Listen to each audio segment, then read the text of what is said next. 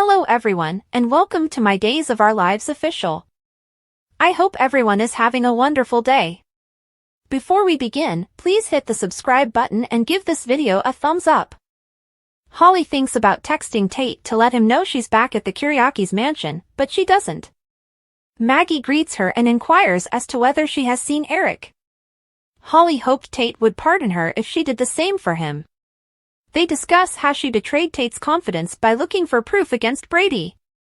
Maggie is aware of the part of her that believed she was obtaining justice for her father.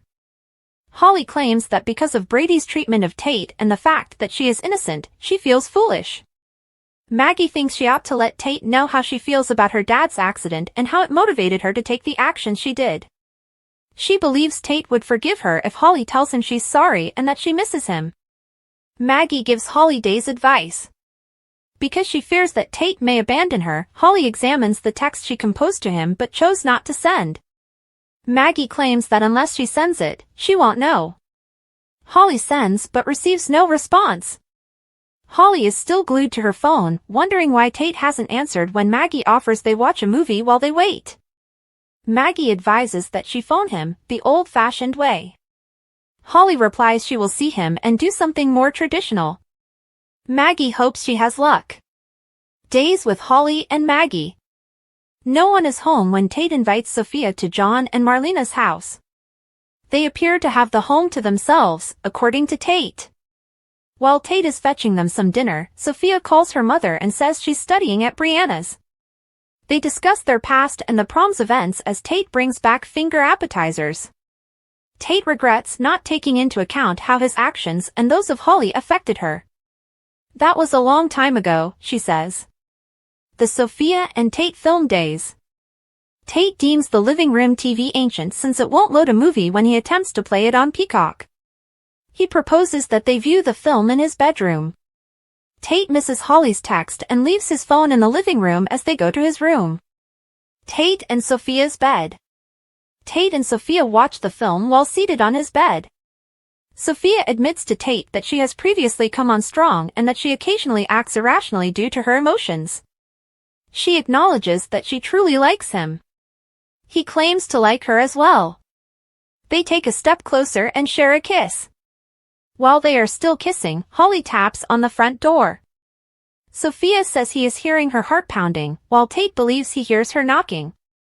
After a while, Holly gives up and leaves. Sophia inquires as to Tate's level of protection. She is certain when he asks whether she is. They keep kissing as he takes one from the nightstand. Sophia and Tate share a kiss. When Kayla visits the Brady pub, she discusses the entire phony Abigail and Mark scandal with Roman. Fortunately, because Kat lied about her name, Chad's marriage is void.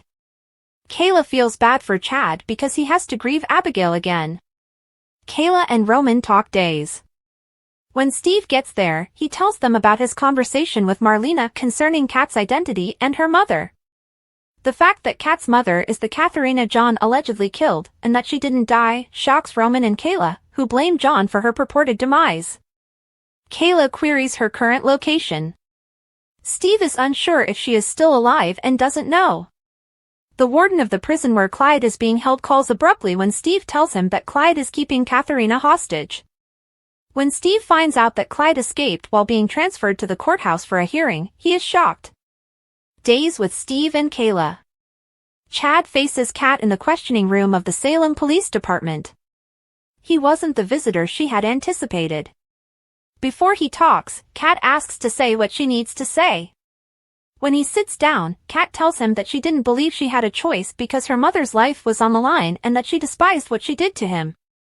The longer it lasted, the more she fell for him because he's such a decent man, even though she claims that person isn't her. Chad asks where his wife is once she stops talking endlessly. Chad asks again, "Where's my wife's body?" while Kat looks perplexed. Chad clarifies that Abigail's body was not in the grave when he exhumed it because Kat is still perplexed. Despite claiming she has no idea where she is, Kat accuses Clyde of being nasty. Kat claims she has no idea where her body is, but Chad doesn't believe her. Chad talks about Kat days. Kat claims she was unaware that Abigail's body was missing and that she had nothing to do with its removal. Why would she continue to lie to him now? She asks. Chad promises to speak with Clyde instead of wasting any more time with her. If Chad talks to Clyde, Kat begs him if he can also ask him where her mother's body is. Kat says she has been hoping her mother is still alive, but because they were unable to comply with Clyde's request, it is likely that she has passed away. He leaves after saying she has no right to ask him anything. Kat starts crying. Kat doesn't know the answers. Days. Brady and Ava cross paths in Horton Square. She is pleased for him after learning that he was exonerated of all accusations. Even though he praises her, he still feels guilty about straying from the path. She thinks she should leave, but she accepts his invitation to sit with him. He informs her that Kristen got him a new car when she notices him reading an automobile manual. They must be getting along, she supposes. Brady claims that she consented to share custody of Rachel with him and that they are being amicable. He can't discuss it too much, but she will also aid Sarah, and it will be a miracle. Days with Brady and Ava. They start talking about Fiona. Fiona might have one redeemable feature, according to Ava. She reveals that one of her waitresses, Sophia, had a lot of positive conversations with Fiona and left her a generous tip. She claims that Tate may know Sophia because they attend the same school. She and Tate attended prom together, and Brady is aware of her. Sophia seems to have a thing on Tate, according to Ava, but she has been hesitant to pursue it since she believes Tate still has feelings for Holly. Brady believes that might no longer be a problem. Ava, who genuinely likes Sophia, thinks that things can work out between Sophia and Tate when he tells her about Holly and Tate's breakup. Brady makes fun of her involvement in this adolescent drama. According to Ava, they might be able to sidestep the stress of their own romantic lives by concentrating on teen relationships. Brady concurs, but he is relishing a genuine, drama-free chat with her. According to Ava, she also enjoys his company. In June, Sherry Jimenez took over the character of Gabby Hernandez from Days of Our Lives, which had been occupied by the same actress for 13 years. Nobody can handle it, and the audience had grown to adore Camila Banus' portrayal of Gabby over the years. Jimenez was optimistic when we chatted with her prior to her debut, but she was also conscious of the difficulties she faced as a recast. She said to us, "I know it won't be easy, but I sincerely hope that people love my interpretation of Gabby and know that I'm giving it everything I've got." As any actor does, Jimenez also added her own unique touch to the role, even though she respected her predecessor and wanted to do her and the character credit. She revealed, Camila played this role for 13 years. This is her child. She embodied many aspects of herself in this role. The most important thing is that, while I am my own person, I also want to do justice and stay true to Gabby Hernandez. I will thus contribute aspects of myself to it at the end of the day.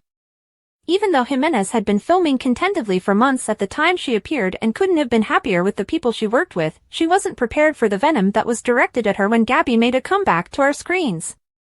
However, fandom can occasionally be downright poisonous. The actress discussed the experience that no one should have to go through in an interview with Woman's World. Jimenez opened up to Woman's World. "I cried a lot in the beginning. I was essentially being bullied by the fan base. Although I made an effort to incorporate aspects of Camila into the character, I am not Camila, and people miss her." People weren't merely disparaging and attacking her in comments or on the internet, they were actively reaching out to do it. It ached a lot.